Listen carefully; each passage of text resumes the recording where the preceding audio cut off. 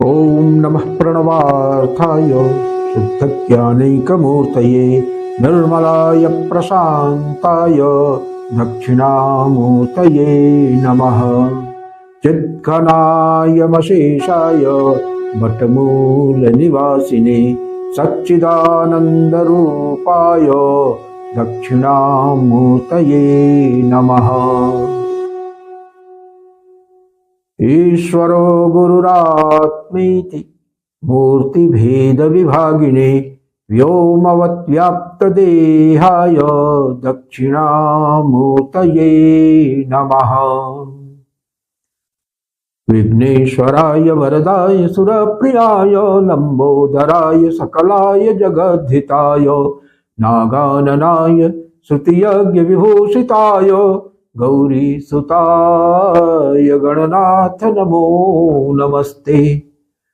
विघ्नार्तिनाशनपराय गणेश्वराय सर्वेश्वराय सुखदाय सुरप्रियाय विद्याददाय विकटाय च वामनाय भक्तप्रसन्नवरदाय नमो नमस्ते। ओम। So friends, Vande Mataram. एक किसी एपिसोड में हम लोग हनुमान चालीसा के ऊपर थोड़ा सा चर्चा कर रहे थे, तो उसी क्रम में एक जिज्ञासु ने जो है हनुमान चालीसा की ही एक चौपाई के ऊपर कुछ जानने की इच्छा व्यक्त किया है।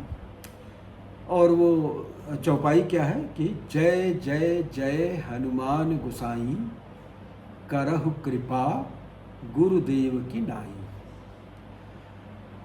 तो उन्होंने ये जानना चाहा है कि सनातन धर्म में गुरु की महत्ता तो सर्वोपरि बताई ही गई है। ये हनुमान चालीसा में गोस्वामी तुलसीदास प्रभु ने भी जो है वो हनुमान जी को उस तरह से कृपा करने के लिए निवेदन किया गया है जैसे कि गुरु कृपा करते हैं।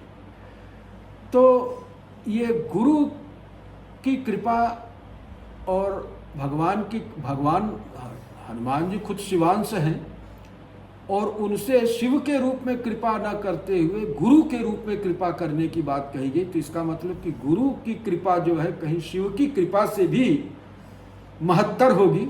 तब तो ये गोस्वामी तुलसीदास जी ने कहा कि करहु कृपा गुरुदेव की नाई। तो अद्भुत ग्रंथ है हनुमान चालीसा और अद्भुत संत हैं गोस्वामी तुलसीदास जी। और सनातन के सारे मूल्यों को उन्होंने इस छोटे से 40 पंक्तियों की 40 चौपाइयों के अंतर्गत इतना सुंदर से पिरो दिया है कि वास्तव में अगर इसकी विवेचना की जाए तो एक एक पंक्ति में सनातन सिद्धांतों के एक एक ग्रंथ समाहित मिलेंगे। अब ये पंक्ति ही देख लीजिए कि जय जय जय हनुमान गोसाई करहु कृपा गुरुदेव की नाई। बहुत ऊंची बात इन्होंने कहा है। गुरु की कृपा और ईश्वर की कृपा में क्या अंतर है? देखिए, एक श्लोक आता है और इस परिप्रेक्ष्य में उसका उल्लेख बड़ा आवश्यक होता है। गुरु शक्तिर जयत्येका मदरूप प्रविकाशिका। गुरु शक्तिर जयत्येका मदरूप प्रविकाशिका स्वरूप गोपन व्यग्रा शिव शक्तिर जिता यया। तो शिव की शक्ति क्या करती है? शिव की शक्ति जो है वो स्वरूप गोपन करती है। ईश्वर अंश जीव अविनाशी, ईश्वर के अंश को अविनाशी वो जीव के रूप में परिणत कर देती है। उसके अंदर अणुता ला देती है, संकोच ला देती है, विभुता का हरण करती है। विभुता जो कि उसका निजी स्वभाव है, उस विभुता का हरण करके संकोच करके उसके ऊपर अणुता का अध्यारोप कर देती है। शिव शक्ति का यह काम। माया वही ना है, वो क्या करती है? सृष्टि करते समय क्या करती है?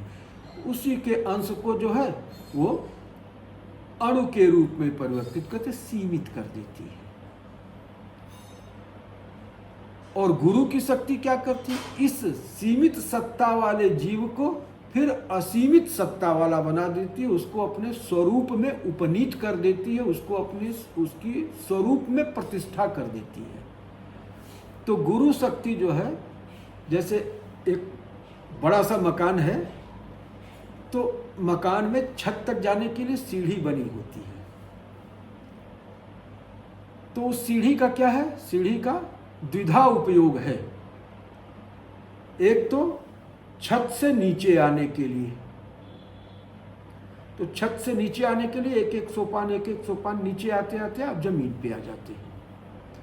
तो यह गुरु शक्ति है। गुरु शक्ति आपको उस छत पर से एक एक सोपान ढकेलते हुए नीचे जमीन पे लाके खड़ा कर देती है। यह शिव शक्ति का काम है। और गुरु शक्ति क्या करती है, गुरु शक्ति नीचे से ठेलना शुरू करती है। एक एक सोपान ऊपर चढ़ाते चढ़ाते फिर ले जाके आपको उस ऊंचाई पे स्थापित कर देती है। तो इसलिए जो है गोस्वामी तुलसीदास जी ने हनुमान जी से यह निवेदन किया कि आप वो वाली कृपा मत करिए, आप ये वाली कृपा करिए।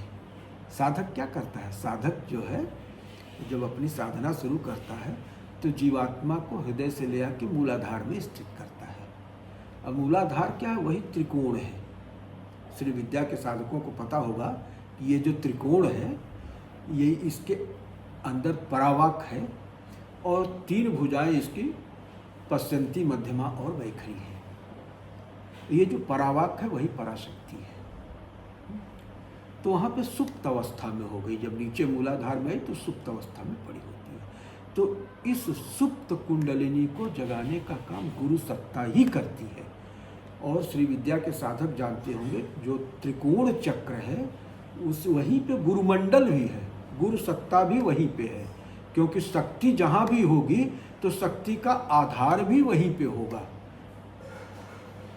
तो वहीं पे गुरु सत्ता भी रहती है। गुरुमंडल भी त्रिकोण में ही स्थित है। त्रिकोण के बाहर 3 रेखा में दिव्यौ सिद्धौ सुमानवौ प्रथम रेखा में, और स्वगुरु की 7 पीढ़ियां द्वितीय रेखा में, और तीसरी रेखा में साक्षात दक्षिणामूर्ति गुरु माने शिव। वंदे बोधमयम नित्यम गुरु शंकर रूपिणम। तो यही गुरु क्रम जो है ना, गुरु परंपरा जो चल रही है, तो ये 7 चक्रों में भी है। और ऊपर जब आप चलते हैं महावैंदव चक्र में, तो महावैंदव चक्र में जो 6 सांभव और श्री महासांभव है, तो वहाँ पे वो भगवान के रूप में है। महासांभव से कुल परंपरा चलती है, तो कुल परंपरा ऊपर से नीचे की तरफ आ रही है। और नीचे से जो ये 7 चक्रों के माध्यम से जो नीचे त्रिकोण चक्र में बैठे हुए गुरुमंडल के गुरु भगवान हैं, वो इन्हीं चक्रों के एक एक सोपानों से चढ़ाते चढ़ाते जो है आपको अंत में वहाँ पे प्रतिष्ठित कर देते हैं, महासांभव की पीठिका तक स्थापित कर देते हैं। तो ये गूढ़ रहस्य है कि जय जय जय हनुमान गोसाई करहु कृपा गुरुदेव की नाई। अब ये हनुमान जी उसमें किस तरह से भूमिका अदा करते हैं, तो हनुमान जी ही सुषुम्ना नाड़ी है। कपीश है, कपि चंचल होता है, कपि चंचल सब ही विधीना। जब तक ये ईड़ा पिंगला का आवर्त चल रहा है तब तक ये चंचलता है। लेकिन कपीश कब होते हैं, जब ईड़ा पिंगला का आवर्त खुल जाता है, कट जाता है और सुषुम्ना नाड़ी में सीधा प्रवाह शुरू हो जाता है, तब वो कपीश जो है वो कपि जो थे वो कपीश बन गए, वो हनुमान जी हो गए सुषुम्ना नाड़ी। तो सुषुम्ना नाड़ी को खोलने में परम भूमिका जो है ये प्रभु श्री हनुमान जी अदा करते हैं।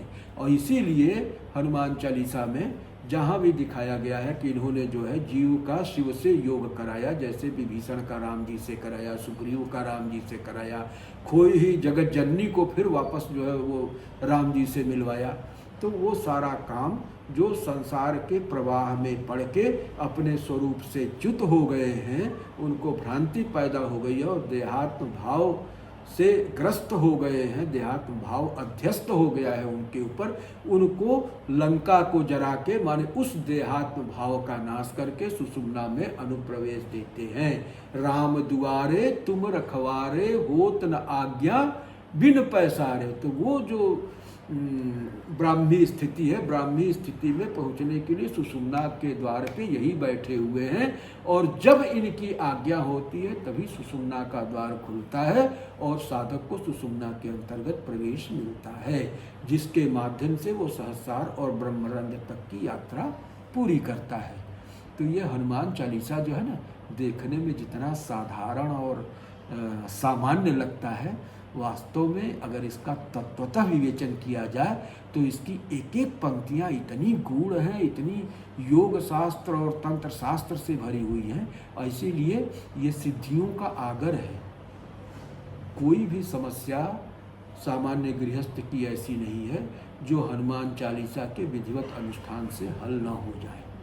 उनका अलग अलग प्रकार दिया गया है, अलग अलग समस्याओं के समाधान के लिए अलग अलग विधि विधान है, और उसके हिसाब से अगर उनका अनुष्ठान किया जाए तो निश्चित रूप से तुलसीदास जी ने तो खुद ही घोषणा किया हुआ है कि जो यह पढ़ हनुमान चालीसा होय सिद्धि साखी गौरीसा। माने गौरीश भगवान शंकर स्वयं इस बात के साक्षी हैं कि उसको सिद्धि प्राप्त होगी।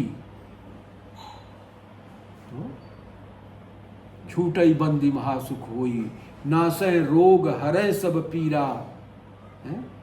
संकट से हनुमान छुड़ावें। तो ये सारी चीजें हैं। तो आज मैं अपनी वाणी को यहीं पे विराम देता हूँ।